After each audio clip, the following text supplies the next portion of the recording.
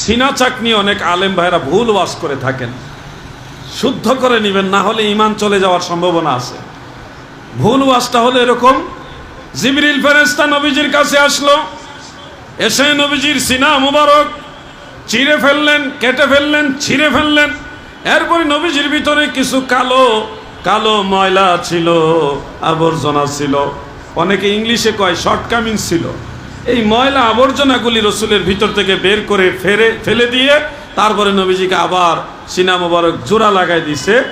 এইভাবে নবীজিকে পবিত্র করা হয়েছে। এইভাবে আমার অনেক ভাইয়েরা, অনেক বক্তারা ওয়াজ করে থাকে।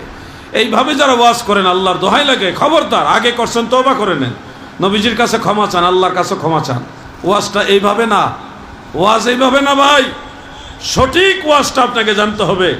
সঠিক ওয়াজ হলো মা হালিমাতু সাদিয়া রাদিয়াল্লাহু তাআলা আনহার বাড়ির পাশেই একটা কুয়া আছে। কুয়া থেকে কয়েক মিনিট লাগে ওই গাছের কাছে যেতে। সেই গাছের গোড়ায় নবীজি বসে আছেন। এমন সময় জিবরিল ফেরেশতা আসলেন। এটা পাহাড়ের পাদদেশে সেই ঘটনাটা। জিবরিল ফেরেশতা এসে নূরের অস্ত্র দিয়ে নবীজির সিনা মুবারক কাটলেন। কেটে নবী করিম সাল্লাল্লাহু আলাইহি ওয়াসাল্লামের সিনা মুবারকের ভিতরে জিবরিল ফেরেশতার হাতে একটা স্বর্ণের থালা ছিল, প্লেট।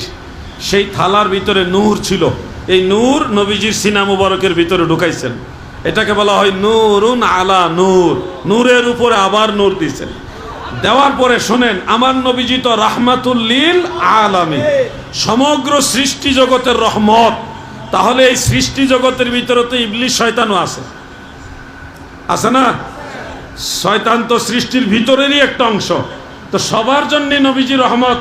হাসরের ময়দানে শয়তানের জন্যও যদি নবীজির মায়া লাগে যায়, এটা একটা কেমন ঘটনা হয়ে যেতে পারে। এই জন্যে শয়তানের জন্য যে নবীজির ভিতরে রহমতের অংশটা ছিল, বুখারী শরীফের মধ্যে উল্লেখ, ওই অংশটা, যে অংশটা শয়তানের জন্য রহমত ছিল, ওইটা নবীজির ভিতর থেকে বের করে দেওয়া হয়েছে।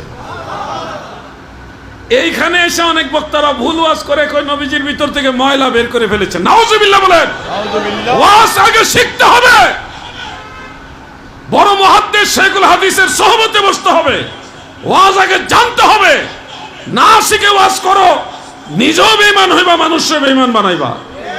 আল্লাহর হাবিব নূর, সেই নূরে মুজাসসামের ভিতরে আল্লাহ তাআলা আরো নূর দিয়েছেন। শয়তানের প্রতি যে রহমতটা ছিল ওটা বের করেছেন। আর সব মানুষে আমার দয়ার নবীজির দয়ার নজরে থাকবে। আমিন বলেন।